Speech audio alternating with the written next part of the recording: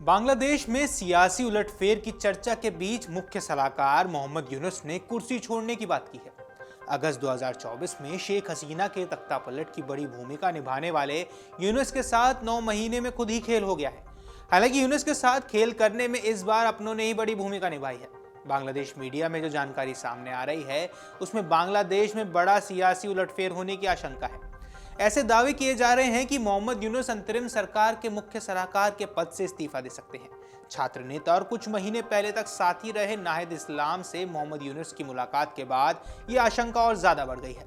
हालांकि बांग्लादेश ने आधिकारिक रूप से ऐसी किसी रिपोर्ट पर कोई टिप्पणी नहीं की है, तो ऐसा माना जा रहा है कि मोहम्मद यूनुस और बांग्लादेश के आर्मी चीफ जनरल वकारुज्जमान के बीच संबंध अच्छे नहीं है। जनरल जमान ने हाल ही में यूनुस सरकार पर सार्वजनिक निंदा की थी। नेशनल सिटीजन पार्टी के संयोजक नाहिद इस्लाम ने अंतरिम सरकार के मुख्य सलाहकार प्रोफेसर मोहम्मद यूनुस से मुलाकात की। सोशल मीडिया पर इस बात की चर्चा जोरों पर है कि यूनुस इस्तीफा देने की योजना बना रहे हैं। यह मुलाकात गुरुवार शाम को मुख्य सलाहकार के आधिकारिक आवास जमुना में की गई है। यहाँ कथित तौर पर विभिन्न मामलों पर भी चर्चा की गई है। आपको बता दें कि नाहिद इस्लाम शाम करीब 7 बजे जमुना पहुंचे और प्रोफेसर यूनुस के साथ निजी बातचीत की, जिसमें मुख्य रूप से यूनुस के मुख्य सलाहकार के रूप में पद पर चर्चा की गई है। संपर्क किए जाने पर नाहिद इस्लाम ने बैठक की पुष्टि की, लेकिन आगे कोई टिप्पणी करने से इनकार कर दिया। बाद में शाम को सलाहकार महफूज आलम और आसिम मोहम्मद शौजी भुइयां की मुख्य सलाहकार से मुलाकात की। बांग्लादेश में म्यांमार सीमा पर मानवीय गलियारा बनाने की कथित योजना को लेकर सेना और सरकार आमने सामने है। रिपोर्ट्स के अनुसार मोहम्मद यूनुस के नेतृत्व वाली सरकार ने अमेरिका के साथ गुप्त रूप से बांग्लादेश म्यांमार सीमा पर एक मानवीय गलियारा बनाने को लेकर डील कर ली है। जब ये बात सेना को पता चली तो उनकी तरफ से नाराजगी जताई गई। खुद बांग्लादेशी आर्मी चीफ ने इस डील की निंदा की। इसके बाद यूनुस सरकार ने यू टर्न लेते हुए कहा कि उन्होंने किसी भी देश के साथ म्यांमार सीमा पर मानवीय गलियारे को लेकर कोई भी समझौता नहीं किया है। अब इस बीच आशंका जताई जा रही है कि राजधानी ढाका एक बार फिर से प्रदर्शनों का गढ़ बन सकती है, क्योंकि नवगठित नेशनल सिटीजन पार्टी से जुड़े छात्र नेता युवाओं और इस्लामिक कट्टरपंथियों को सड़क पर उतरने का आह्वान कर रहे हैं। सोशल मीडिया पोस्ट में शुक्रवार की नमाज के बाद लोगों को विरोध प्रदर्शन में शामिल होने के लिए कहा जा रहा है। खास बात यह है कि यूनुस को बनाए रखने के मुद्दे पर एनसीपी और बांग्लादेश की सबसे बड़ी इस्लामिक राजनीतिक पार्टी जमात इस्लामी का साथ है।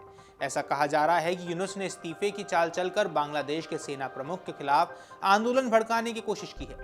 बांग्लादेश आर्मी चीफ जल्द से जल्द चुनाव चाहते हैं ताकि चुनी हुई सरकार को देश की जिम्मेदारी सौंपी जा चुके। जमात और हिफाजत इस्लाम जैसे कट्टरपंथियों को यह मंजूर नहीं है, जो मोहम्मद यूनुस को सामने रखकर पीछे चला रहे हैं। इस बीच बांग्लादेश नेशनलिस्ट पार्टी ने चुनाव की मांग को लेकर आक्रामक रुख इख्तियार कर लिया है। शेख हसीना की आवामी लीग पर प्रतिबंध के बाद अब बीएनपी ही बांग्लादेश की सबसे बड़ी राजनीतिक पार्टी बनकर रह गई है। बीएनपी ने बृहस्पतिवार को सरकार के सलाहकारों से संख्या कम करने और दिसंबर तक चुनाव की योजना पेश करने को कहा। पार्टी ने मांग की कि सरकार की निष्पक्षता और छवि की रक्षा के लिए सलाहकार महफूज आलम और आसिम महमूद शौजी भुइयां तथा राष्ट्रीय सुरक्षा सलाहकार खलीलुर रहमान को तत्काल हटाया जाए। महफूज आलम को यूनुस का बेहद करीबी और शेख हसीना का विरोधी आंदोलन मास्टरमाइंड माना जाता है। मोहम्मद यूनुस के इस्तीफे की धमकी नाटकीय ढंग से उस समय भी सामने आई है जब बीएनपी ने अंतरिम सरकार के सलाहकारों को निकालने के या हटाने की मांग कर दी है। इस बीच बृहस्पतिवार देर शाम तक नवगठित नेशनल सिटीजन पार्टी के संयोजक नाहिद इस्लाम ने मोहम्मद यूनुस से मुलाकात की। नाहिद ने बीबीसी बांग्ला को बताया कि मोहम्मद यूनुस के इस्तीफे की धमकी दी है क्योंकि वह मौजूदा राजनीतिक माहौल और विरोध प्रदर्शनों के बीच अपना काम जारी रखने में असमर्थ है। नाहिद इस्लाम के अनुसार यूनुस ने कहा कि मुझे बंधक बनाया जा रहा है, मैं इस तरह काम नहीं कर सकता। क्या सभी राजनीतिक दल एकमत नहीं हो सकते?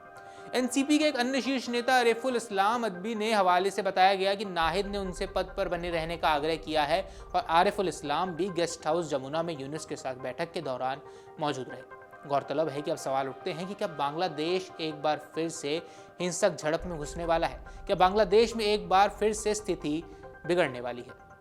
जो भी आपकी राय है हमें कमेंट बॉक्स में जरूर बताएं। फिलहाल इस वीडियो में इतना ही। नमस्कार। अगर आप ये वीडियो YouTube पर देख रहे हैं तो हमारे चैनल को सब्सक्राइब कर बेल आइकन दबाएं और Facebook पर देख रहे हैं तो हमारे पेज को लाइक करें।